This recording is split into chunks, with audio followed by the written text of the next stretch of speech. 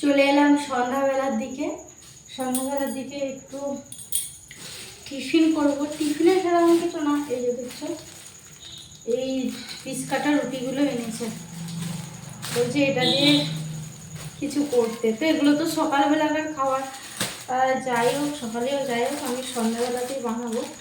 কিছুই না, শুধু যা এই আমুলের যে বাটারটা আছে দেখছো, এটা দিয়ে জাস্ট উপরে মাখিয়ে একটু যা কড়াইয়ে গরম করে নেবো, এটাই করবো। চলো একে একে করে নিই। সন্ধ্যাবেলা মানে এনেছিল অনেকক্ষণ, কিন্তু আমার বানানো হয় না আর কি, তাই সন্ধ্যাবেলা সময় পেলাম, ভাবলাম সন্ধ্যাবেলাতেই বানাবো। আর ওই বাটাটা দিয়ে না জাস্ট অসাধারণ লাগে। এর আগেও বানিয়েছিলাম, মানে খুব ভালো লেগেছিল, তখন তোমাদের সাথে শেয়ার করা হয় না, কিন্তু আজকে ভাবলাম তোমাদের সাথে একটু শেয়ার করি। চলো, এরকম কার কার ভালো লাগে, আমার তো খুবই ভালো লাগে। তোমাদের কেমন লাগে অবশ্যই কিন্তু কমেন্টে জানি। চলো বানিয়ে ফেলি, বাটারটা দিয়ে বানিয়ে নিই।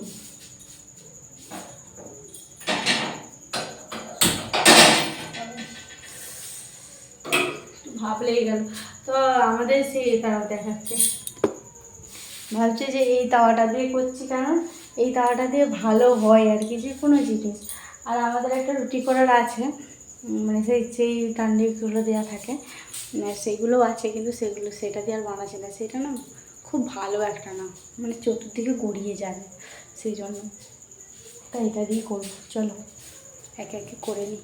তো ক্যামেরাটা এদিকটাই সেট করছি আমি, এদিকটাই করলে তোমার একটু ভালো করে দেখতে পাবে। সকাল থেকে সেরকমভাবে কোনো সময় পাই না, তাই সন্ধ্যা থেকে ভিডিওটা স্টার্ট করে দিলাম। তো আমার গলার অবস্থা খুবই খারাপ, দেখেই বুঝতে পারছো গলাটা একেবারে ধরে গেছে। আমি ভিডিও এডিটিং করছি খুবই কষ্ট করে, কিন্তু না, তোমাদেরকে তো ভিডিও দিতেই হবে। তো এখানে আমি কিছু একটা তো তোমাদেরকে বলেই দিলাম যে টিফিন একটা বানাচ্ছি। টিফিন বলতে তেমন কিছু না, আর বিকেল হলেই না একটু কিছু খেতে মনে যায়, এই হয় আর কি। তো এটা আরও ছিল, ভর্তি ছিল, এটা অল্প একটু আছে এখন। বিকেল বা সন্ধ্যা হলেই কার কার একটু মুখরোচক খেতে মন যায়, তো কার না ভালো লাগে, সবার ভালো লাগে। আর আমার তো একটু মনে হয় বেশি, মনে হয় কিছু একটা হলে এই রকম মন আনচান করে আর কি, সন্ধ্যা বা বিকেলের দিক হলে। বাড়িতে কিছু বানায় সন্ধ্যার দিকে, তখন একটা আলাদাই এক্সাইটেড লাগে, মানে যাকে বলে মানে বানাবো খাবো। কিন্তু আমার দেখো, আমি বানাতে খুব ভালোবাসি, কিন্তু এই গরম যা পড়ছে দুপুরের দিকে, আর আমাদের রান্নাঘরটা প্রচণ্ড গরম, গরমে তো কিচ্ছু ভালো লাগে না, যাকে বলে তাড়াতাড়ি করে আগে রান্নাটা সেরে নিয়ে তাড়াতাড়ি করে ঘর ঢুকে পড়া যাকে, মানে কি বলবো, খুবই রান্নাঘরটা এতটা গরম তো কিছু ভাবাই যায় না যে কিছু একটা বানিয়ে খাবো, তো মনও যায়।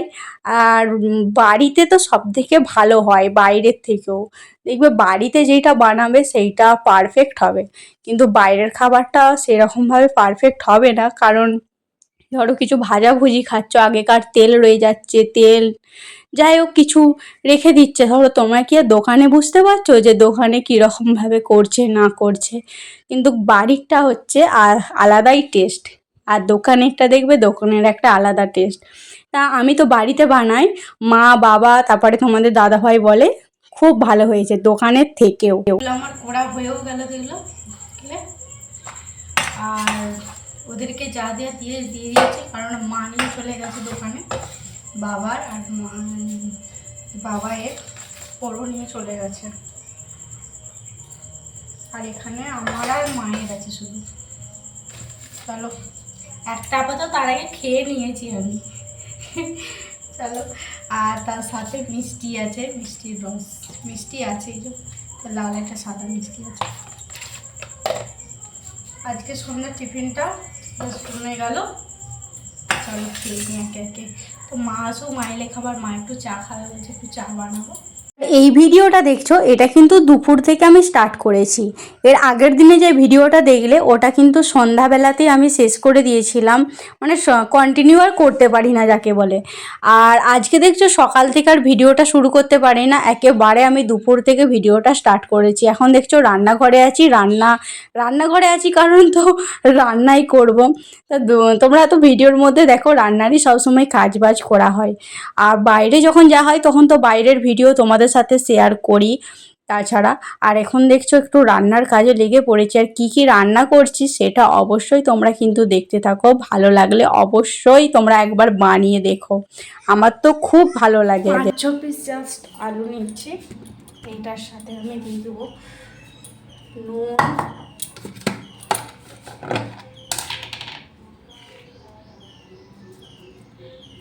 আমি এখানে 1 চামচ নুন দিয়ে দিয়েছি।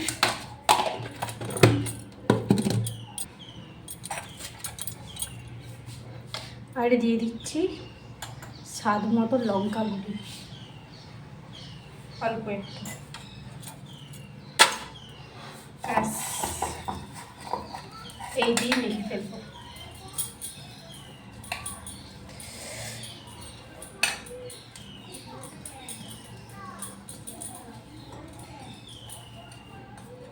মেখে ফেললাম। আলু সেদ্ধটা দেখলে ভালো করে মেখে নিলাম নুন ঝাল লঙ্কা দিয়ে। এরপর আমি ওই আলু সেদ্ধর মধ্যে দিয়ে দেব 2টো ডিম। আর এখানে নিয়েছি আমি 2টো ডিম, তো 2টো ডিম ওইটার মধ্যে ভেঙে ফেলবো, ফাটিয়ে ফেলবো। চলো, অনেকে বানিয়ে খেয়েছো নাকি ঠিক জানি না, আমি কিন্তু অনেকবার বানিয়েছি। ভাবলাম তোমাদের সাথে একটু শেয়ার করা যাক, করছি যেহেতু। আর একটু বাইরের দিকে একটু মা যাচ্ছিল, সেই সময় তাকাচ্ছিলাম, মা একটু দোকান যাচ্ছিল, তো একটু ফাটিয়ে দিয়ে দেবো 2টো ডিম। দেখছো দিয়ে দিলাম 2টো ডিম।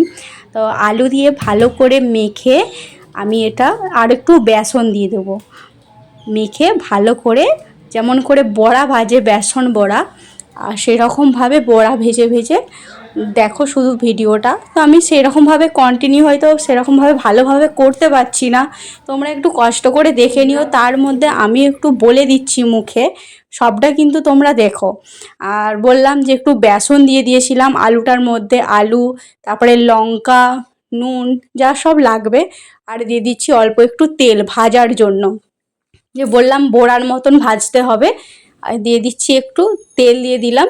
তারপরে একে একে বড়ার মতো আমি এই ডিমে, মানে যাকে বলে ডিম, এটাকে কি করলাম আমি, কি রেসিপি বানাচ্ছি নিজেই বুঝতে পারছি না। এই যে দিয়ে দেখাচ্ছি তোমাদেরকে। তো এটা আমি একবার আমার মা বানাচ্ছিল, মানে আমাদের বাড়িতে, সেটাই দেখেছিলাম। ভাবলাম আমিও একটু বাড়িতে বানাবো, তো এটা ভালোই হয়, টেস্টি হয়, খুব সুন্দর। মানে পেঁয়াজ রসুন আদা টমেটো এইসব দিয়ে একটু বানাবে মাংসের ঝোলের মতন, যেরকমভাবে বানায়, তা তোমাদেরও খুব ভালো লাগবে। তা দেখো, এই যে দেখছো বড়াগুলো আমি ভাজছি, তো তোমাদেরকে সেরকমভাবে বললাম যে দেখাতে পাচ্ছি না। আর লাস্টে হয়ে গেছে সেগুলো, তারপরে আমি দেখাচ্ছি। তরকারিটা বসিয়ে দিয়েছি এদিকে। আর কি কি করলাম সেটা তো তোমরা দেখতেই পেলে। আমার সমস্ত এই দেখছো ডিমের এই বড়াগুলো ভাজা হয়ে গেছে, ভেজে একটা থালায় রেখে দিয়েছি। এরপর আমি ঝোলটা বানাবো। ঝোলটা বানাতে আমার দেখো যেমন মাংসর ঝোল করে সেই রকমভাবেই বানাচ্ছি, তার বেশি কিছু না। এখানে পেঁয়াজ আদা রসুন টমেটো, তারপরে মশলাপাতি যাবতীয় যা যা লাগবে মাংসর ঝোলে যা দেওয়া হয় আর কি, সেরকম মতনই রান্নাটা করছি। তো তোমাদেরকে বলে দিলাম সবটা দেখানো সম্ভব হচ্ছে না, কিন্তু ধরো একার দ্বারাই কোনো কিছু দেখানো সম্ভব হয় না। এখানে আমার মশলাটা কষানো চলছে, চলো করে নিই। মাত্র 2টো ডিম দিয়ে তোমরা এত সুন্দর একটা রেসিপি তোমরা পেয়ে যাবে, যেটা দুপুরেই হোক কিংবা রাত্রেই হোক। চলো করে নিই, তোমরা তখন দেখতে থাকো।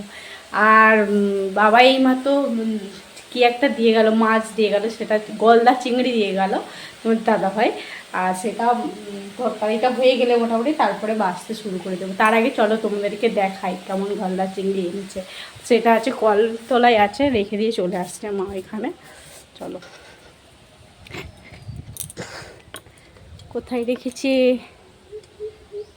কোথায় রাখলো মাছটা, আমি নিজেই জানি না কোথায় রাখলো। ও এই যে দেখতে পেয়েছি, দাঁড়াও দেখাচ্ছি তোমাদের।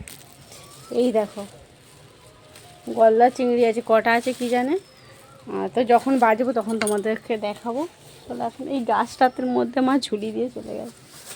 চলো তরকারিটাকে করে নিই, তারপরে এসে বাজবো।